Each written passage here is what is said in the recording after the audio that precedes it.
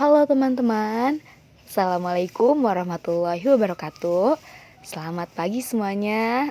Kali ini aku mengucapkan selamat pagi karena aku membuat video ini di pagi hari. Gimana kabarnya semuanya? Semoga sehat selalu ya. Saya atas nama Fatima ingin membahas mengenai sejarah dinasti Qin. Selanjutnya, awal berdirinya dinasti Qin. Menurut leluhurnya, dinasti Qin ini dahulunya ada seorang bernama Boyi. Semasa pemerintahan Kaisar legendaris Sun, Boyi salah satu anggota suku barbar Yi yang menghuni bagian barat Cina. Kemudian mereka selanjutnya meninggalkan budaya barbar. Mereka mengadopsi kebudayaan Cina Tengah. Boyi ini memiliki dua orang anak bernama Niu Sushi dan Fei Shi. Keturunan Fei Shi bernama Fei Chang, sementara Niu Sushi bernama Zhongyan. Setelah mereka pindah nih dari Cina Barat, kemudian dia mengadopsi budaya Cina Tengah, ayah Fei Shi ini dapat menaklukkan suku barbar. Kemudian ayah Fei Shi ini yang bernama Daluo diberi hadiah yakni seorang putri bangsawan bernama Zhen. Kemudian mereka akhirnya menikah oleh Kaisar Zhou Xiangwang yang memerintah pada saat itu. Dalam perkembangannya, putri bangsawan Zhen ini merayu Kaisar. Beri dong Kaisar, kami gelar. Gitu, bagi keturunan Daluo. Daluo ini suaminya di Zhen. Akhirnya diberilah gelar, yaitu gelar Qin. Dan memberi juga hadiah sebuah negeri di sebelah timur provinsi Gansu. Akhirnya, Qin ini selanjutnya menjadi salah satu negara bagian dari dinasti Zhou. Selanjutnya Kaisar Shi Huangdi atau yang dikenal dengan nama Yingzheng. Yingzheng ini berkuasa pada tahun 201 sampai dengan 207 sebelum Masehi. Qin Huangdi yang berarti kaisar pertama dinasti Qin. Kenapa disebut sebagai kaisar pertama? Karena sebelumnya itu ada yang berkuasa tapi hanya sebagai negara bagian dari dinasti Zhou.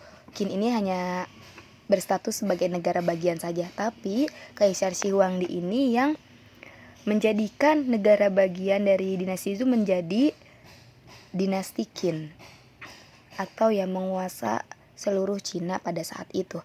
Ia adalah penguasa pertama yang tidak menggelari dirinya sebagai Wang ini atau yang disebut dengan raja, melainkan Kaisar Huangdi ini menandai dirinya lebih tinggi dari raja. Jadi Huangdi ini lebih tinggi daripada raja. Makanya Yingzheng ini menggelari dirinya sebagai Kaisar Shi Huangdi.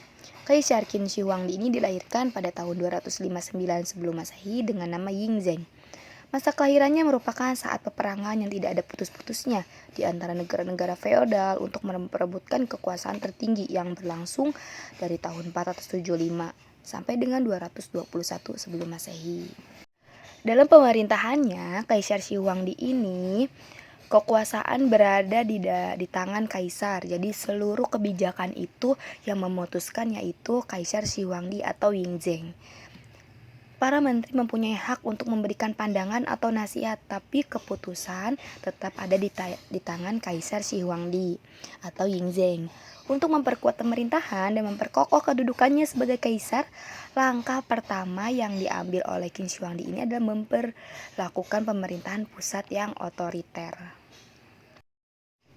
Bukan hanya dapat mempersatukan atau menguasai beberapa wilayah, Kaisar Shi Huangdi ini juga dalam perkembangan sosial dan budayanya beberapa hal yang dapat ia lakukan yaitu mempersatukan Hamzah atau yang sekarang disebut dengan huruf kaligrafi bahasa Mandarin, kemudian membangun The Great Wall, kemudian ada Kaisar Shi Huangdi juga membakar buku-buku yang berisi ajaran Ruzia, membangun aliran irigasi pada tahun 246 sebelum Masehi, kemudian berhasil mempersatukan negara Cina juga. Ini dia huruf Cina Mandarin yang disatukan lebih sederhana pada masa kekuasaan dinasti Qin yaitu Kaisar Shi Huangdi, dan tembok Cina yang dibangun pada masa dinasti Qin pada saat kekuasaan yang dipimpin oleh dinasti Kaisar Shi Huangdi. Selanjutnya, karena kekerasan rezim Qin tidak bertahan lama, hanya bertahan selama 2 generasi. Kaisar Zheng wafat pada tahun 210 sebelum Masehi saat sedang dalam perjalanan mengelilingi kerajaannya. Fushu, putra pertama Shi Huangdi ini, Lei Shi ini penasehat kaisar dan Zhao Gao. Kemudian dilanjutkan oleh putra kedua Shi Huangdi yaitu Hu Hai dengan gelar Shi Huangdi.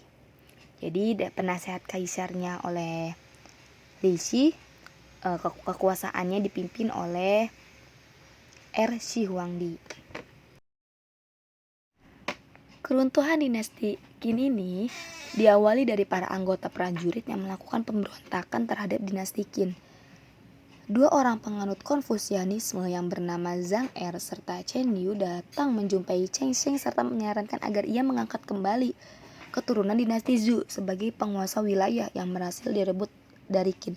Jadi pada saat itu wilayah-wilayah dinasti Zhou ini berhasil direbut oleh Kaisar Shi Huangdi. Maka pada saat itu negara Qin ini menjadi lebih besar, akhirnya menjadi sebuah dinasti Qin.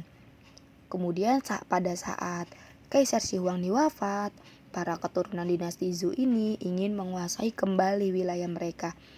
Lalu Zhao Gao merasa ketakutan dan menyatakan bahwa Hu Hai tak pantas lagi menyandang gelar kaisar. Hu Hai ini anak keturunan dari Kaisar Shi Huangdi ya, karena para raja negeri-negeri yang sebelumnya ditaklukkan Qin telah bangkit kembali. Ia memaksa Hu Hai untuk menyandang gelar raja saja. Kasim licik itu menyadari bahwa keadaannya sudah sangat genting dan memutuskan untuk mengadakan negosiasi dengan Liu Bang serta berencana membunuh Hu Hai. Zhao Gao mengusulkan untuk membagi kerajaannya menjadi dua dengan Liu Bang, tetapi Liu Bang menolak tawaran ini. Setelah membunuh Hu Hai, Zhao Gao mengangkat Yijing, keponakan Hu Hai, menjadi kaisar. Tidak berapa lama kemudian Yijing ganti membunuh Zhao Gao. Namun Yijing hanya sempat memerintah selama 46 hari saja dan setelah itu melakukan dirinya kepada Liu Bang. Peristiwa ini menandai berakhirnya dinasti Qin untuk selama-lamanya. Jadi pada saat itu adanya pembunuhan juga, pemberontakan juga, ingin sama-sama memperebutkan kekuasaannya kembali.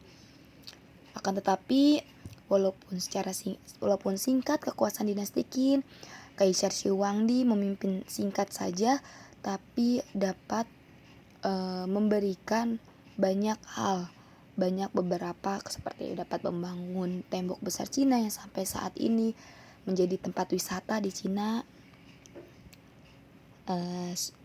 Pembahasan ini juga saya ambil dari sumber buku Tani Putra, Ivan Tani Putra pada tahun 2013 yang berjudul History of China, Yogyakarta, Arus Media. Terima kasih teman-teman. Wassalamualaikum warahmatullahi wabarakatuh. Semoga bermanfaat.